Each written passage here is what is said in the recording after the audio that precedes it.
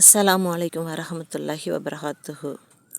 58 வயசில் ஒரு பெண் தனியாக ஒரு ஆணோட தலையை வெட்டி தனியாக கையில் எடுத்து கொண்டு போய் வீசி எறிஞ்சாங்கன்னு சொன்னால் யாராவது நம்புவோமா? அதை நம்பித்தாங்க ஆகணும்.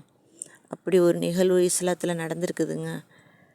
அதாவது ஹஜ்ரத் சபியா ரலியல்லாஹு அன்ஹா அவர்கள் ரசூல் ஸல்லல்லாஹு அலைஹி வஸல்லம் அவர்களுடைய காலகட்டத்தில் இருந்த ஒரு பெண்மணி.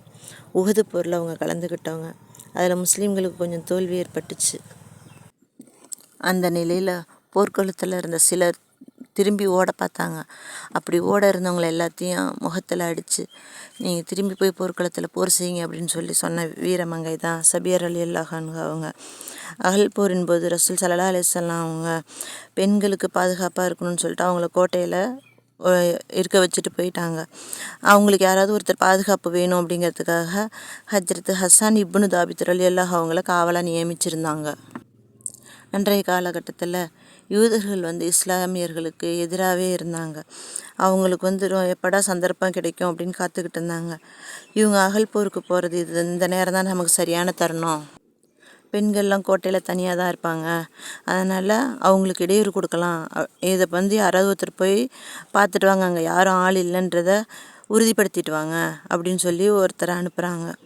இதை சபியா ரலியல்லாஹு அவங்க பார்த்துட்றாங்க. கோட்டையை நோக்கி யூதன் ஒருவன் வர்றதை கவனிச்சிட்ட சபியா ரலியல்லாஹு சொல்கிறாங்க, இந்த மாதிரி நமக்கு இருக்கிறத தெரிஞ்சுக்கிட்டு வராங்க. கோட்டையை நோக்கி யூதன் ஒருவன் வர்றதை பார்த்த சபியா ரலியல்லாஹு அவங்க ஹஸ்ஸா இப்னு தாபித் ரலியல்லாஹுட்ட சொல்கிறாங்க, அங்கே ஒரு யூதன் நம்மளுடைய நிலை தெரிஞ்சுக்கிறதுக்காக வந்துக்கிட்டு இருக்கான், அவன் உயிரை எடுத்துகிட்டு வந்துடுங்க அப்படின்னு சொல்கிறாங்க. ஆனால் ஹஸ்ஸா இப்னு ரலியல்லாஹு ரொம்ப பலகீனமாக இருந்தாங்க. அதனால் அவருக்கு அந்த வேலையை செய்யறதுக்கு துணிவு கிடையாது. அவர் அதை செய்யறதுக்கு ரொம்ப பயந்தார். இப்படிப்பட்ட சூழ்நிலையில் தான் சபியா ரலியல்லாஹு அவங்கள அந்த கூடாரத்தில் மூளையில் இருந்த ஒரு கம்பியை எடுத்துகிட்டு போய் அந்த யூதனோட தலையிலே அடித்து அவனை பயங்கரமாக காயமாக்கி சாகடிச்சிட்றாங்க. பின்னாடி கோட்டைக்கு திரும்ப மறுபடியும் ஹஸ்ஸா இப்னு ரலியல்லாஹு அவங்கள்ட்ட சொல்கிறாங்க, அந்த யூதன் ஒரு அநியானா இருக்கனால அவனுடைய உடைகளையும் நீங்கள் எடுத்துகிட்டு வாங்க, அப்படியே கையோடு அவனோட தலையும் வெட்டி எடுத்துகிட்டு வாங்க அப்படின்னு சொல்கிறாங்க. ஹஸ்ஸான் இப்னு ரலியல்லாஹு அங்கே போய் பார்த்துட்டு திரும்பவும் திரும்பி அவங்களால அதை செய்ய முடியலன்னு திரும்பி வராங்க. அவங்களுக்கு அதை பார்த்தோன்னே அதிர்ச்சியாகி என்னால் இந்த செயலை செய்ய முடியல அப்படின்னு சொல்லிடுறாங்க. மறுபடியும் சபியா ரலியல்லாஹு அந்த இடத்துக்கு போகிறாங்க. அந்த யூதனோட தலையை தனியாக வெட்டி எடுத்துடுறாங்க.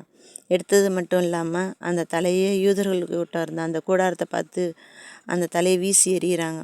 இதை பார்த்து அந்த யூதர்கள் ஸல்லல்லாஹு அலைஹி வஸல்லம் அவங்க பெண்களுக்கு தனியாலாம் விட்டுட்டு போகலை, அவங்களுக்கு பாதுகாப்பான ஒரு ஆளை தான் வச்சுட்டு போயிருக்காங்க, நம்ம இந்த இடத்துல இருக்கிறது நமக்கு பாதுகாப்பு கிடையாது, வாங்க நம்ம போயிடலாம் அப்படின்னு திரும்பி ஓடிடுறாங்க.